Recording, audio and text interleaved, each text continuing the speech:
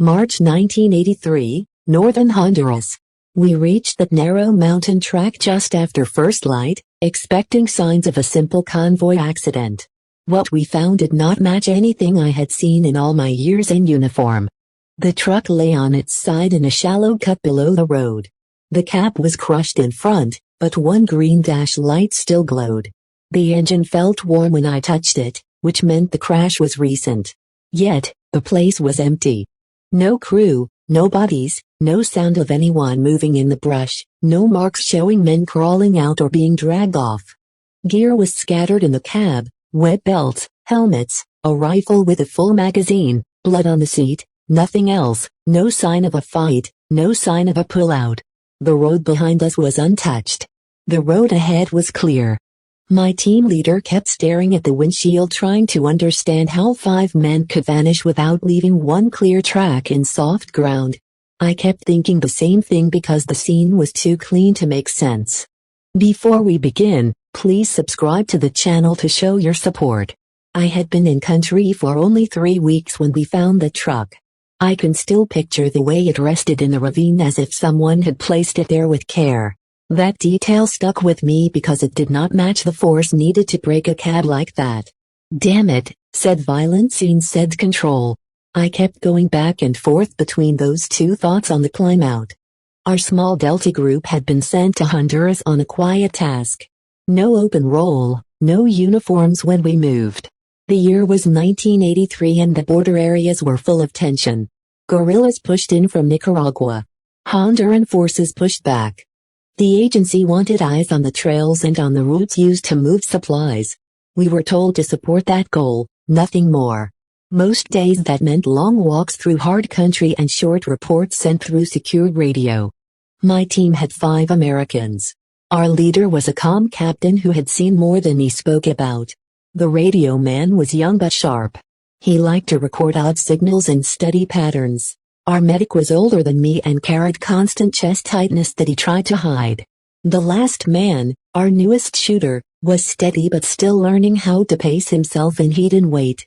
I took point often, mostly because I had spent years moving through country like this, and I knew how to read ground without thinking too much.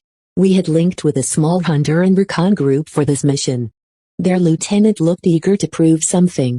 His men carried older rifles and thin boots, but they listened well and kept quiet when needed. The night before the crash, we had inserted by helicopter, flying low over dark ridges. The bird dropped us near an old logging cut. From there, we moved on foot toward the border, keeping to shadows and broken ground. Our task was simple. We were to watch a mountain track used by Sand and his couriers.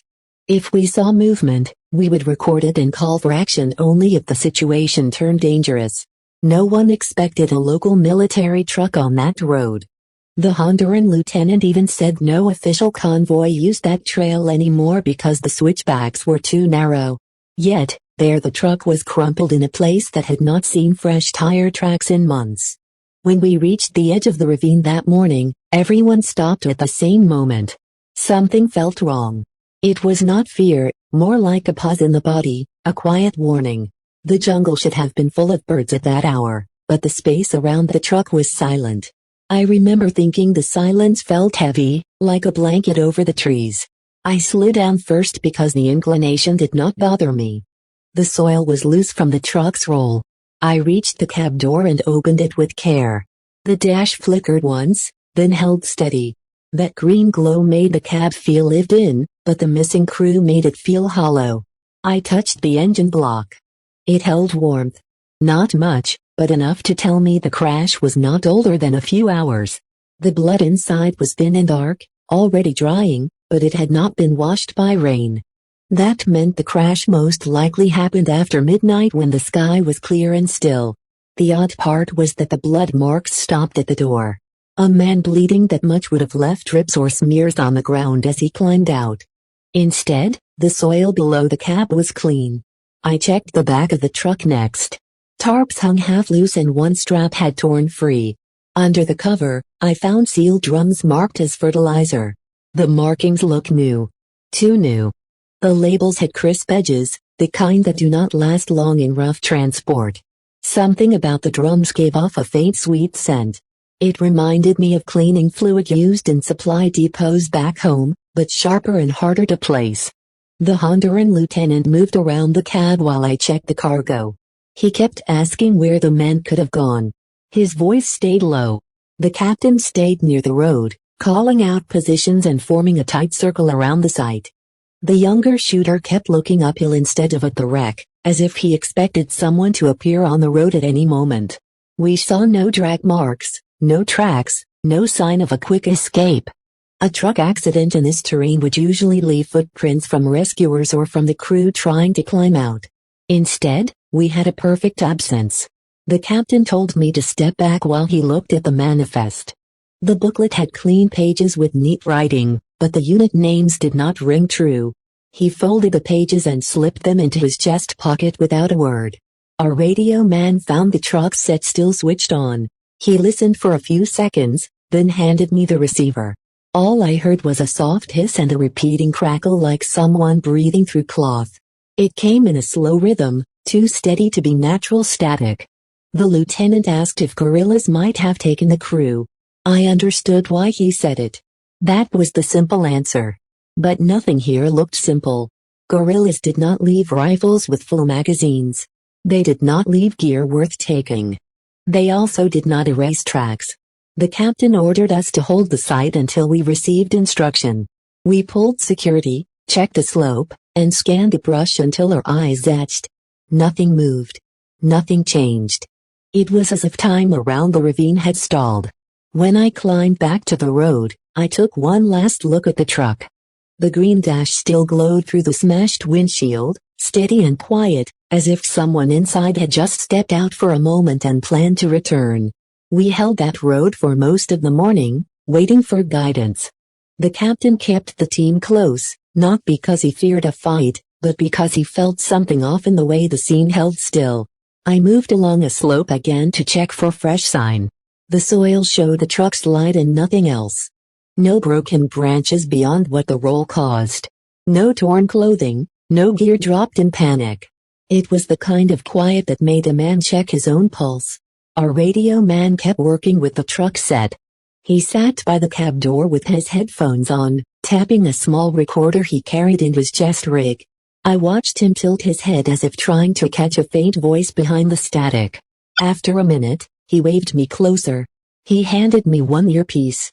The pattern was the same as before. Soft rise, slow fall, a short pause, then repeat. It reminded me of a steady breath, but not quite human. I gave back the earpiece because I did not want to listen longer than needed. The Honduran lieutenant paced the road with his hands on his hips. His men stood in a loose half-circle, staring down into the ravine. They whispered among themselves. One of them made a small gesture with his hand. A motion I had seen in villages when men tried to keep away bad fortune. I did not blame them. They lived closer to these hills than we did. They knew the stories of men who walked into empty places and never walked out. The captain finally called me and the lieutenant over. He had received a short burst from our controller. The message was simple. Hold the site. Wait for more. Keep radios clear. That was all. No details, no plan. Lieutenant asked what the next step might be. The captain only said we were to keep the area secure. His tone told me he was trying to keep worry out of his voice. I moved to the rear of the truck again. The drums sat exactly as I had left them. The faint sweet smell drifted in the still air, carried on the warm shade under the trees.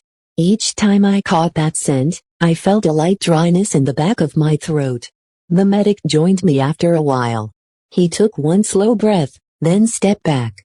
He said the smell was thin but not natural. He wiped sweat from his forehead and rubbed his chest with the back of his hand. He said it might just be the climb earlier, but I could see he did not believe that. The younger shooter stayed uphill with 2 Honduran soldiers, watching the ridge where the road curved out of sight. He kept shifting his weight from foot to foot, which was not like him. When I walked up to him, he whispered that he kept expecting to see someone step into view. He said he felt watched, though he knew that made no sense. I told him to take steady breaths and keep scanning. His shoulders eased a little, but the tension stayed in his jaw. By midday, The sun rose high enough to clear the ridge, and light reached the truck. The green dash glow faded a little, but it did not die. That small detail unsettled me. A battery in that condition should not have held charge so well. The captain noticed, too. He squinted into the cab, then closed the door to dim the light. It still shone through the cracks around the frame. The radio man called this again. He said he had captured a full minute of the truck's static. He wanted the captain to hear it. When the captain listened, his brow furrowed. He asked if it could be a damaged channel. The radio man only shook his head. He said the pattern repeated too cleanly. I watched the captain hand back the headset without comment. The lieutenant asked if guerrillas might come looking for the truck. It was a fair question. A crash on a remote track often drew curious fighters. The captain formed a wider circle around the site and pushed 2 Honduran scouts farther down the trail to watch for movement. I joined them for a short stretch. The track was narrow and uneven with small stones that rolled under each step. The stretch ahead showed no fresh prints or tire marks, only old scuffs from months before. We searched both sides for secondary paths. Nothing. When I returned to the ravine, the captain said another message had come through. This one asked for more details on the cargo and the condition of the truck. The captain answered with short-coded lines. He left out the strangeness. He left out the scent. He left out the silence in the trees. I understood why. Some things are easier to explain once you have a clear handle on them. We had no handle at all. The medic checked his own breath again. He said it still felt tight. He asked if I smelled the sweetness on the air. I said yes, but I kept my tone even. He nodded and stayed quiet. The radio man walked past us, carrying his recorder close to his chest as if it were something fragile. I saw the younger shooter watching him with a puzzled look, like he did not trust the sounds coming from that machine. The Honduran troops grew restless as afternoon shadows lengthened. They kept glancing at the ridge line as if hoping someone would arrive to explain things. The lieutenant tried to keep them steady, but his own nerves showed in the way he checked his rifle over and over. The captain gathered us once more and said we would stay until final orders came. He said the crew might still be nearby, maybe injured, maybe hiding from what they thought was an enemy patrol. We all knew that was unlikely. Injured men leave sign. Hiding men leave fear on the air. This place held neither.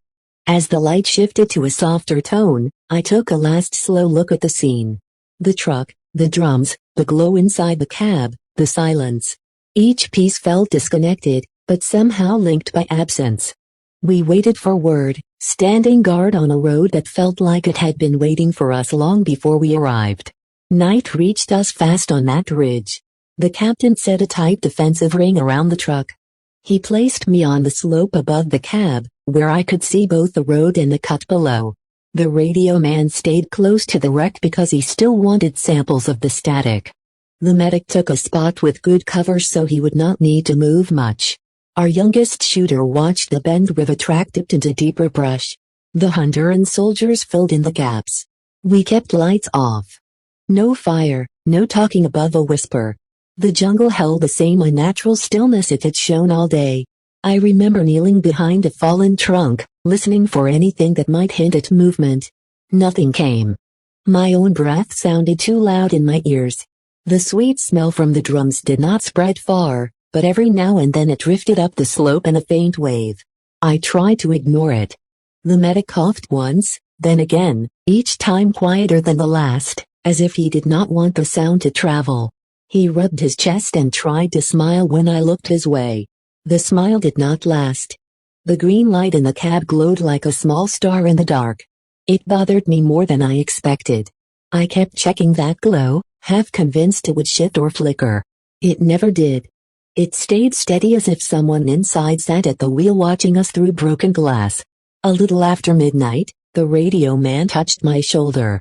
He handed me his headphones without speaking. I listened. The static had changed. It still rose and fell in a slow pattern, but now short breaks came in uneven spots. The pauses felt deliberate, not code, not random either. I gave the headphones back and asked what he thought. He only shrugged. Then he wrote something down in his notebook. The captain checked on each of us in turn. He stopped near the radio man and listened to the set for a few seconds. I could see the tension in his jaw when he handed it back. He told the radio man to keep recording, but not to broadcast anything unless ordered. Not long after that, something shifted on the far side of the ravine. It was not sound, not movement, just a sudden sense of pressure, like the air had thickened for one slow breath. The Honduran soldier nearest the slope stiffened. He raised his rifle a little too fast. I signaled him to steady. His hands shook as he lowered the barrel. The younger shooter whispered that he saw a shadow near the bend in the road. I moved to his side and stayed still for several long minutes. The track lay. The tree stood dark and quiet. He said maybe he was tired. I knew he was, but I also knew he had sharp eyes. His voice had none of the nervous pitch of imagination. It had the flat edge of someone reporting what he saw. Later, during a short sweep around our positions, I noticed the absence again. Still no insects, still no birds, no rustle of small animals in the brush. The longer we stayed, the more the silence pressed in. It made the night feel tight, like the space itself held its breath. Around what I guess was 2 o'clock in the morning, the radio man hurried to the captain. He whispered sharply. The captain called me over. He pressed the headphones against my ear. The static pattern shifted a second time. Behind the soft hiss, a faint murmur rose. Not a word, not a voice, more like someone moving air through their throat. It sent a cold line down my back. I nodded to the captain. He removed the headset and told the radio man to unplug the line for a moment. When he did, the sound cut clean.